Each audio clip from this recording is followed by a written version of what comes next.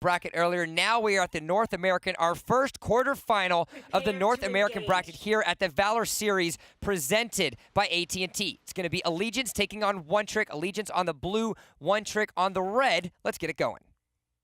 Yeah, this is interesting. Look, Allegiance is not going to opt for a jungle invade here. They're going to actually play it safe and farm their jungle, which is very smart because Morin doesn't offer the most early game dominance.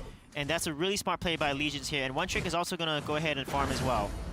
And so now we saw a lot of early jungle aggression on the side of Europe earlier across the water. Now we're in North America, and so we're going to get an opportunity to see where are some of these delayed invades happening. We have saw everything off the mark from taking some might and sage buffs to a couple extra early kills. But for right now, it looks like it's going to be a little slow for both of these teams. Yeah, and as we watch this play out, they're going to just take their jungle, and as we get closer to the 150 mark, that's when the Sentinel, the Spirit Sentinel spawns. That's a huge objective on the map, and then the Abyssal Dragon spawns at a 2-minute mark. We're going to see some plays around it, and look at Rest there, giving vision. Always getting Rest doing a really good job of giving vision to their team so that they can then push Rest out of the lane, out of the river here, and asserting some dominance over the map. And look at this 3-man invade here. They're setting up for an invade because they know that red golem is going to respond pretty soon here. Exactly. With 26 left remaining on the first Abyssal Dragon, being sure to get yourself a gold and experience advantage is going to be super important for both of the teams. Let's talk a little bit about the scaling from both of these sides.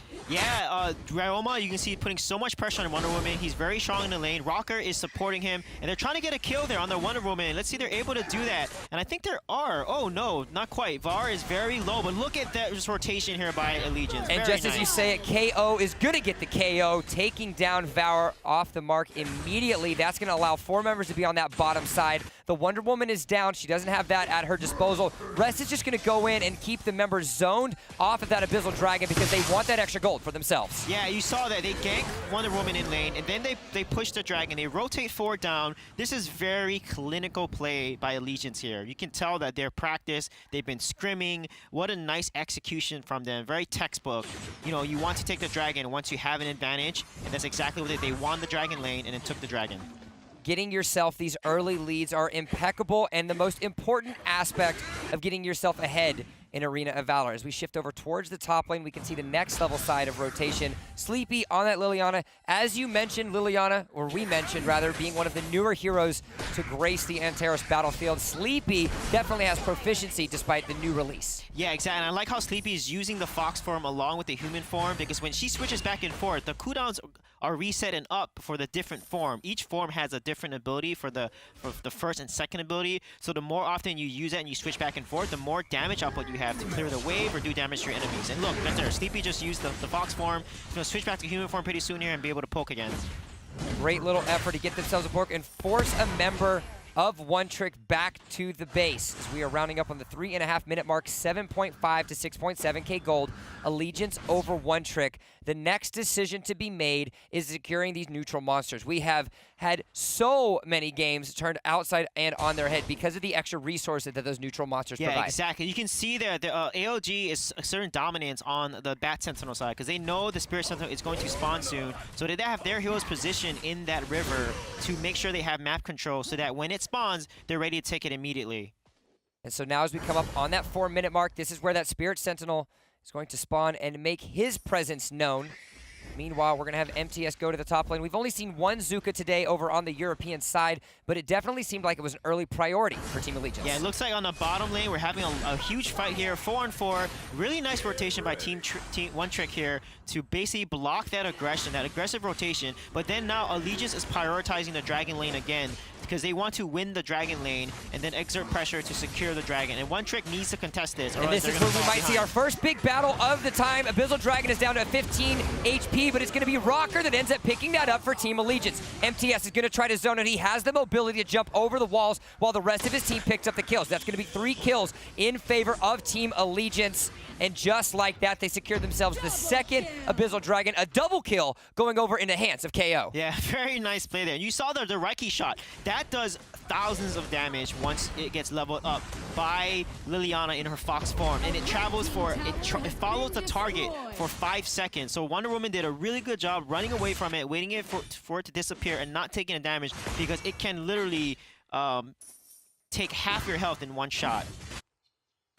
And so with that, the Siege Minions are going to be up and available. Look at the damage that Rocker has at his disposal. An immediate dismissal of dual spirals, and as well as a second kill that they're going to pick up on Always Green. He did exactly what I talked about earlier. He used a Magnetic Storm and then used Impact Barrage. When Rocker used Impact Barrage and pushed the enemy into his Magnetic Storm, it causes a stun to happen. Because a Magnetic Storm does not stun anybody, it only slows them. However, if Morin is able to use Impact Barrage and push enemies into the Magnetic Storm, it will stun them for a solid 1.5 seconds. And exactly that is what Valor's going to be underneath that turret. He wants to try to see if he can stay alive. Wonder Woman turns into Wonder Death as Sleepy puts him to sleep. Sleepy, meanwhile, is going to be able to get picked up by Dual Spirals, and the finally rebuttal on the scoreboard goes One Trick. Dual Spirals kicked himself over. That's going to be the shutdown. 2 kills in the pocket of One Trick. MTS is going to try to bounce, duck, dodge, dip, dive, and see those panda skills, and is it going to be able to be enough to pick up the kill? Always Green on that Alice is going to stay alive, but a nice little crit by Rocker is going to put ING off the mark. Yeah, you don't want to bunch up against Zuka. Zuka has a passive, the Chi, where he actually does amplified damage in his next attack damage, up to 20% once his max. But he does Pain in the Stick and Panda Chariot, his 2 abilities. They do a lot of AoE damage, and his ultimate Skyfall, he jumps onto the team, stuns them, and does a lot of area effect damage as an assassin. That's one thing you don't want to do, and you saw that exactly happen in that fight, where Zuko is able to do so much damage and takes these kills. Rocker's DPS has been off the mark already at just 6 minutes, 45 seconds into the game. A simple, easy flexing of the muscles has allowed them to not only secure a 6,000 gold lead at that pre-7 minute mark, but now they have their 3rd Abyssal Dragon while also maintaining 4 towers already in this game. Yeah, just in general, AOG is just playing so decisive, so clinical right now. They're barely making any mistakes. They're not overextending. They have some really tight team rotations. They win the side of the map that's really important. When Dragon is spawning, they make sure they win that side of the map. They rotate as a 4-man to the Dragon side of the map. I mean, they're contesting and securing these objectives so well. And so now as we're at 7.5 minutes in this game, the domination of the #1 seed Allegiance is absolutely showing its mark, as now they're going to have a little bit of a scuffle around this middle turn. The onslaught happens from MTS. He's going to be able to pick up that kill. Valor is going to have to be forced to retreat, and the onslaught of disaster. Wow, did you see that damage from Sleepy there? The Reiki shot came out. Zill actually walked over because it wasn't targeting him. He walked in the way of it and got hit and exploded, and then Sleepy was able to finish him off with another Binding Light shot. That was an amazing play by Sleepy. Almost a 10,000 gold lead in favor of Team Allegiance. 8 minutes, it almost as if it is like perfect timing for the Dark Slayer, and right on cue, 4 of the 5 members of Allegiance are going to have Dual Spiders, and Valor know they're there. Sleepy is a little bit low. Dual Spiders is going to have to be forcing him to get off the mark. He's going to have to be forced to heal himself up. Dark Slayer is at 5,000 HP. Who's going to be able to pick up that last piece? It's Sleepy that gets it, and now this is where disaster continues to strike for One Trick.